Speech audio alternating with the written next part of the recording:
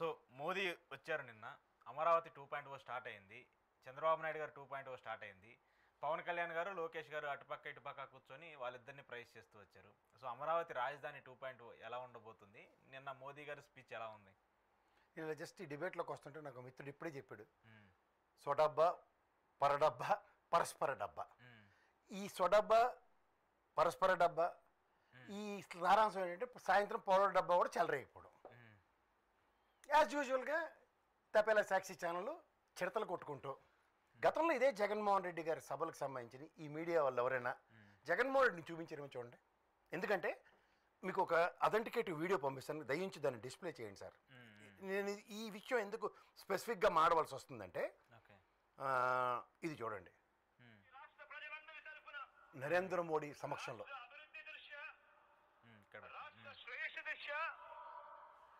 ఇవాళ కానివ్వండి, ఇంతకు ముందు పలు సందర్భాలలో కానివ్వండి,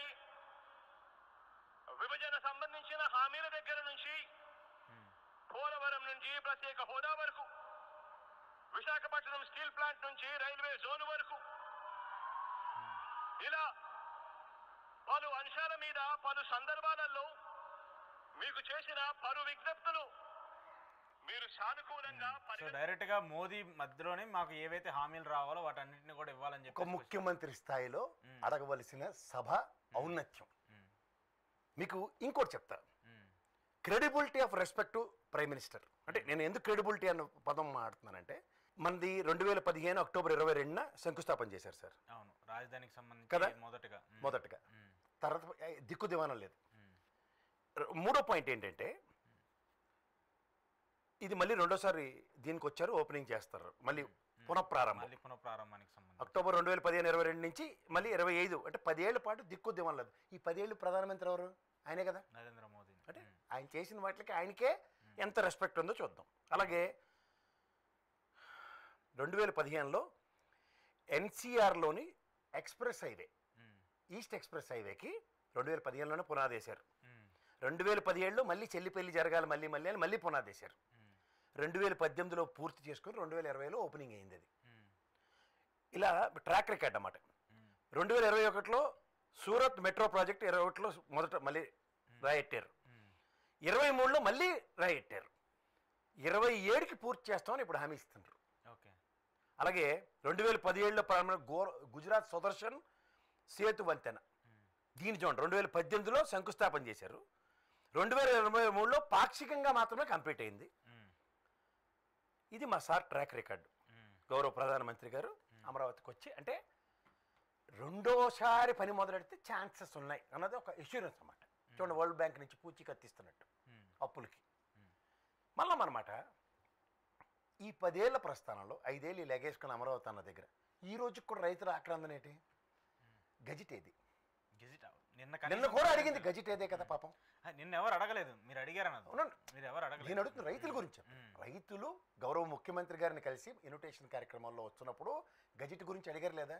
అప్పుడు ఆయన కదా అవునా నిజమా అని ఆశ్చర్యపోయి ఈసారి వెళ్ళినప్పుడు అడుగుతారు. అంటే ఇప్పటిదాకా అడగలేదని ఒప్పుకున్నట్టే కదా, ఇదే కదా. తర్వాత స్థిరం తక్కువ పవన్ కళ్యాణ్, ఏటి మారుతాడో ఏటి చేస్తాడో తెలీదు.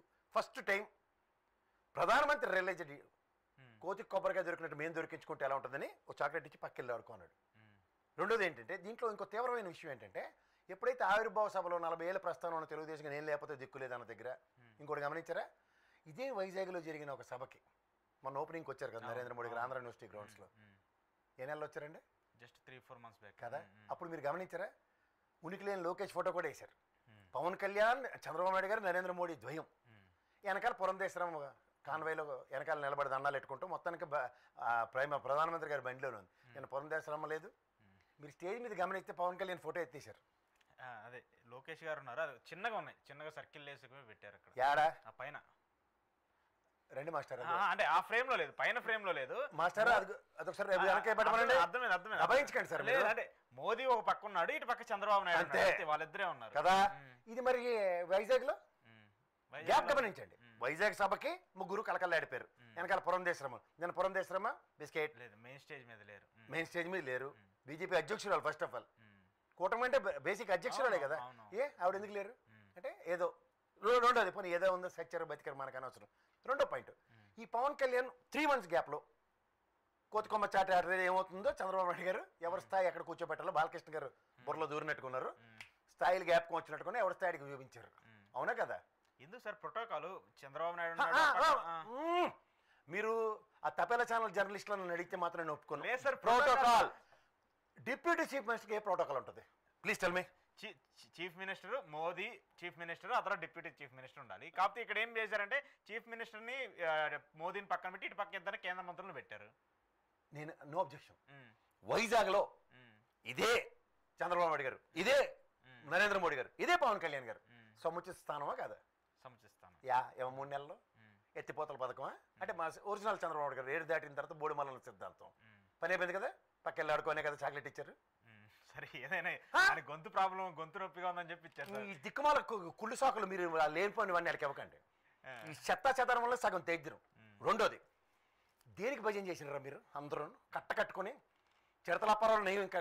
ఎందుకంటే పోలవరం ఎత్తు తగ్గించినందుక, విశాఖ రైల్వే జోన్ పుతిరి, అది కేకే లైన్ లేదు, ఏ వల్లకాడు లేదు, కనీసం బిల్డింగ్ కూడా లేదు. ఎందుకది? స్టీల్ ప్లాంట్కి 11 చదువుకున్నారు కదా. పవన్ కళ్యాణ్ అంటే చదువుకోలేదు, తెలివితేటలు లేవు, అతనికి ఐక్యూ లెవెల్స్ పనిచేయవు. లోకేష్ చదువుకున్నావు కదా నువ్వు. 11,000 కోట్లు ఇస్తే దేనికి ఇచ్చారు తెలీదా? Steel plant పరిరక్షించబడిందా? జీతపత్యాలు లేక సస్తున్నారు నిన్న మేడే. ఎవరో మీరంతా ఇదా రాష్ట్ర ప్రయోజనాలు పరిరక్షించవలసిందే. అది చాలా దారుణమైన విషయం. దాన్ని భజన చేస్తారా మీరు కూర్చుని?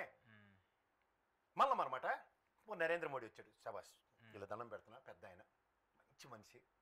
ఒక కళ్ళ ముందు తెలంగాణలో 490 కోట్లకి ఎంత పెద్ద సచివాలయం కట్టిండ్రు. మరి నేను పార్లమెంట్ భవనం కట్టుకున్నాను 1200 కోట్లు. యార్రని మొదటి మీకు ఇచ్చిన డబ్బులు ఎంత? ఏట్రా దేనికి తగలెట్టారా? మళ్ళీ టెంపరీ భవనాలు అంటారా అని అడగవలసిన బాధ్యత పెద్ద మనిషి కదా. ఫెడరల్ సిస్టము ఫైనాన్షియల్ ఉన్న స్టెబిలిటీ ఉన్నప్పుడు క్వశ్చన్ చేయాల్సిన బాధ్యత ముందుకు తెలియదట. బూర్లో పెళ్ళమన్నాడు ఎవడో. ఒక కింద మీద తినడానికి సస్తున్నావు పక్కన సచివాలయ ఎంప్లాయీలు మొత్తం అందరినీ బొచ్చుకొని తగిలించిండ్రు. 20 మీకు లైన్లో నిలబడి మందమ్మంటే కష్టం వచ్చింది. కరోనా టైంలో కూర్చొని గోపెట్లో ఉన్నారు కదా. మరి ఈ ప్రభుత్వం ఇష్టమే. ఇటు భోజనాలు తిన్నారు లేదా? కాలు కడుక్కుని బస్సు ఎక్కారు లేదా? మంచిలు తాగండి, మజ్జిగలు తాగండి. పొద్దున సద్యానం, మధ్యాహ్నం భోజనాలు, రాత్రి భోజనాలు అడ్డాను మీరు. ఉద్యోగాలు మా జీతాలు ట్యాక్సులు కట్టుకునే ఎవరో మీరంతా నాకు అర్థం కదా. మళ్ళీ అనమాట నిన్న ప్రధానమంత్రి నరేంద్ర మోడీ గారు వచ్చారు. ఇంత కష్టాలు ఎన్ని అప్పులు చేసుకుంటారా బాబు అని ఆయన 10,000 కోట్లు గ్రాంట్ ఇచ్చిండా? లేదు కదా, ఏమీ అనౌన్స్ చేయలేదు. మళ్ళీ అనమాట చిన్నప్పుడు పుట్టినరోజున మా నాన్న ఓ బూరో గారి ఆడడానికి 10 మందిని పిలుస్తాడు. లేకపోతే నీకు ఒడుగో పెద్దోడు అయిన తర్వాత పెద్ద మనిషి పంచికట్టు పప్పనం పెడతాడు. తర్వాత పెళ్లి